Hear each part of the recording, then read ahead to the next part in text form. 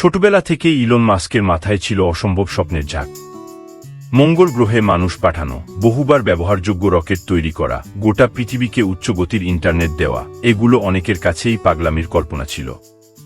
কিন্তু ইলনের কাছে এগুলো ছিল চ্যালেঞ্জ, এক অবিরাম উৎসাহের উৎস। তার জীবন ছিল এক ঝড়ো উড়োজাহাজের মতো। স্পেসএক্সের প্রথম 3টি রকেট ব্যর্থ হয়েছিল। হাসিঠাট্টা করেছিল অনেকে।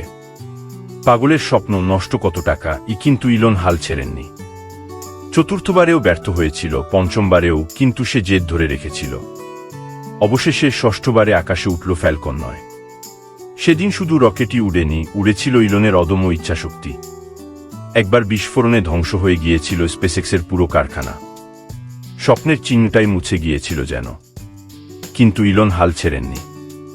ঋণের বোঝা, নিন্দার ঝড়ের মধ্যেও সে আবার গড়ে তুলল সব।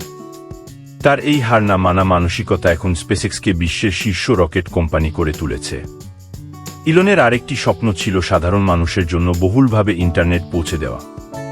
তার সেই স্টারলিংক প্রকল্প নিয়েও অনেকে হাসাহাসি করেছিল। স্যাটেলাইট দিয়ে পুরো পৃথিবীকে ইন্টারনেট। তুমি নিশ্চয় পাগল, কিন্তু ইলন জানত সে ঠিক পথে আছে। আজ স্টারলিংক পৃথিবীর কোণে থেকে কোণে ইন্টারনেট পৌঁছে দিচ্ছে, বিচ্ছিন্ন দ্বীপপুলকেও বৈশ্বিক গ্রামের সাথে যুক্ত করছে। ইলনের জীবন কেউটাকেই শেখায়, হাল ছেড়ে দেওয়ার কোনো জায়গা নেই। ব্যর্থতা আসবেই, কিন্তু সেটাই তো সাফল্যের পাথরের গোড়া। প্রতিবারের ঠোকর থেকে শিখে উঠুন, আবার উঠে দাঁড়ান। স্বপ্ন দেখুন বড়, অসম্ভব বলে মনে হলেও চেষ্টা করুন। আর সবচেয়ে গুরুত্বপূর্ণ, পরিশ্রম করুন অক্লান্ত পরিশ্রমে।